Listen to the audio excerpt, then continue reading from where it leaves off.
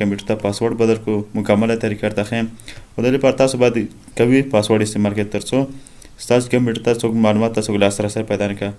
پاسورډ څنګه بدلول شي زه درته هم په رابه سټارټ مینو ورته کلیک کړئ دلته به سیټینګ ته راشئ سیټینګ ته چې کله راغلی دلته به تاسو د اکاونټس ته راشئ دلته به د ساین ان آپشن ته راشئ دلته به د پاسورډ باندې ورته کلیک کړئ کله چې پاسورډ باندې کلیک کړئ دلته چینج پاسورډ باندې ورته کلیک دلته تاسو هغه پخوانی پاسورډ چې کوم دی ورکړی مې یا نه مې ورکړی هغه ورته داخل کړئ که نه مې ورکړی دا برخه تاسو دا ډایرکټ راخلاصېږي که ورکړی مې تاسو نه زوړ پاسورډ غواړي نیکسټ ویږي دلته به تاسو بیا به نیکسټ ویږي دلته به تاسو نه نوی پاسورډ غواړي زه به پاسورډ تاسو قوي ورته ورکړئ تر څو هغه کې تور وي عددونه وي او سمبولونه وي هغه ورته ورکړئ چې کله پاسورډ ورته قوي ورکړئ د دواړو ځای یا تاسو یو پاسورډ کې دی پاسورډ هیډن کې کومه به ستاسو خوښ هغه ورته ورکولی شئ یو ځای کې زه ورته دا حساب ورکوم دلته به تاسو دا نیکسټ کوئ ته به